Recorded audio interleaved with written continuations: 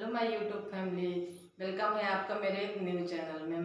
मैं दिव्यांशी मिश्रा आपका स्वागत करती हूँ। ये मेरा न्यू चैनल है, आप सब लोग मुझे सब्सक्राइब कर लेना। और आज मैंने वट सावित्री के बारे में वीडियो बना रही हूँ। तो मैं बताना चाहती हूँ, बहुत लोग कंफ्यूज हैं इस बात को लेकर कि वट सावित्री की पूजा हम कब करें, 25 को करें या 26 को। तो मैं बता दूं आप लोगों को कि वट सावित्री की पूजा हम लोग 26 तारीख को ही करेंगे। यह व्रत सुहागिन स्त्री अपने पति की लंबी आयु के लिए करती है। जो भी बहन बेटियां पहली बार व्रत कर रही हों तो वो लोग अपने मायके से करें तो अच्छा होगा, क्योंकि पहली बार मायके से ही करना चाहिए। इस व्रत में बहुत ही सरल तरीके से हम लोग विधि विधान से पूजा कर सकते हैं, ज़्यादा विशेष कुछ नहीं लगता है।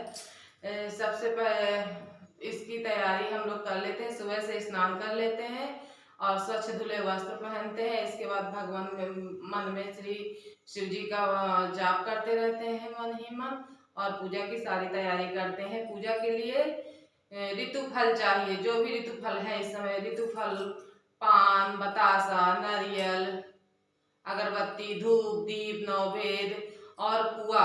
12 पुआ खाने के लिए, 12 पुआ बरगद में चढ़ाने के लिए और 12 पुआ गौर में चढ़ाने के लिए, और 12 गुलगुले 12 3 जगह चढ़ाने के लिए, बरगद में और गौर में, और खुद के खाने के लिए गुलगुले बनाए जाते हैं।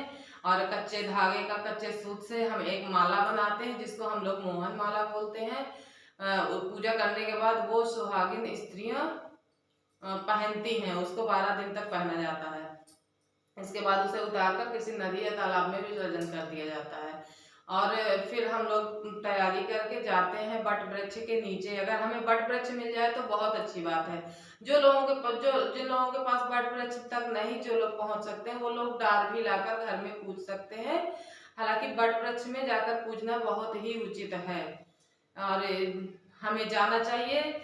चने भिगो देना चाहिए रात को, 12 चने लेकर 12 परिक्रमा लगाई जाती है वट वृक्ष की, और कच्चे सूत की 12 परिक्रमा लगाई जाती है और कहानी सुनी जाती है। वहां पर पूजा की जाती है, धूप दीप नौवेद्य से हर तरह से दीप जलाकर हम लोग पूजा करते हैं और अपने पति के लंबी आयु के लिए वहां पर कामना करते हैं।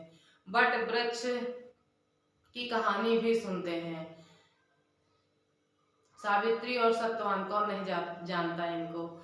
सावित्री जो थी वो कुंवारे से ही बहुत शांत स्वभाव की थी। वो एक राजा की पुत्री थी, राजकुमारी थी। फिर भी उन्होंने एक कुटिया में रहने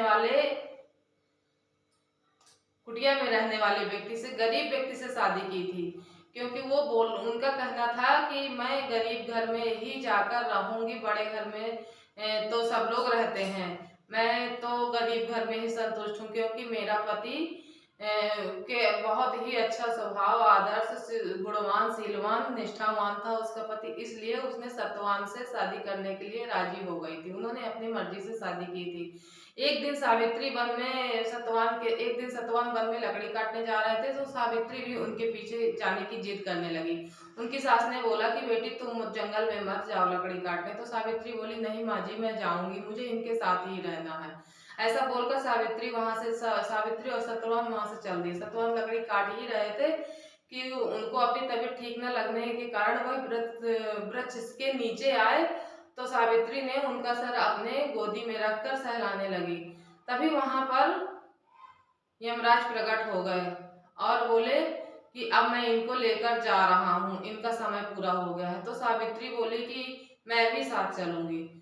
तो यमराज ने बोला कि तुम कहाँ जाओगी, तुम्हारा समय अभी पूरा नहीं हुआ है, हम तुम्हें नहीं ले जा सकते हैं, अब इनको हम ले जाएंगे क्योंकि इनका समय पूरा हो गया। तो वो बोली कि नहीं, मैं भी चलूंगी आपके साथ। वो जाने की जिद पकड़ ली, तो यमराज परेशान हो गए। तो उन्होंने कहा, अच्छा वर मांगो, तुम जो भी वर मांगोगी मैं वो तुम्हें दूंगा। तो सावित्री बोली कि ठीक है। तो उन्होंने वर मांगा कि मेरे अंधे सास ससुर की आंखें वापस आ जाएं। तो यमराज ने उनको एवमस्तु कहकर कहा कि बस अब जाओ। लेकिन फिर पीछे देखते हैं यमराज की बहुत दूर दूर तक सावित्री फिर पीछे पीछे आ रही थी। तो फिर उन्होंने कहा कि अब तुम जाओ, अब तुम मेरा पीछा ना करो, मुझे छोड़ दो। तो सावित्री ने कहा कि नहीं, आप मेरे पति को ले जा रहे हैं तो मैं भी इनके साथ ही रहूंगी। तो बोले चलो अच्छा दूसरा वर मांगो, दूसरा वर मांगो। तो उन्होंने बोला कि हमारा राजपाट जो चला गया है वो वापस मिल जाए। तो उन्होंने मस्त बोला और वह वरदान भी दे दिया सावित्री को। इसके बाद जब यमराज जाने लगे सत्यवान को लेकर, फिर सावित्री पीछे पीछे उनके पीछे जाने लगी। फिर जब यमराज ने देखा कि यह पीछे आ रही है तो वो क्रोधित हुए। फिर उन्होंने क्रोधित होकर बोला, बेटी मैं तुझे बार बार मना कर रहा हूँ कि हमारे साथ मत आ, तू जा अपना काम कर और हमें जाने दे, हमारा रास्ता मत रोक। तो उसने कहा कि कहाँ जाऊँ, आप मेरे पति को लेके जा रहे हैं तो मैं तो इनके साथ ही जाऊंगी। तो उन्होंने बोला अच्छा चलो तीसरा वरदान मांगो, जो मांगोगी मैं तुम्हें दूंगा लेकिन तुम्हें लौटना पड़ेगा। तो सावित्री बोली हाँ ठीक है, तीसरा वरदान देंगे तो मैं लौट जाऊंगी। तो बोले हाँ मांगो, क्या मांगती हो। तो सावित्री ने कहा कि मैं 100 पुत्रों की माता बनने का मुझे वरदान दीजिए। तो क्रोध में समझ में नहीं आया यमराज को और उन्होंने 100 पुत्रों की माता होने का वरदान दे दिया, एवं मस्त बोल दिया।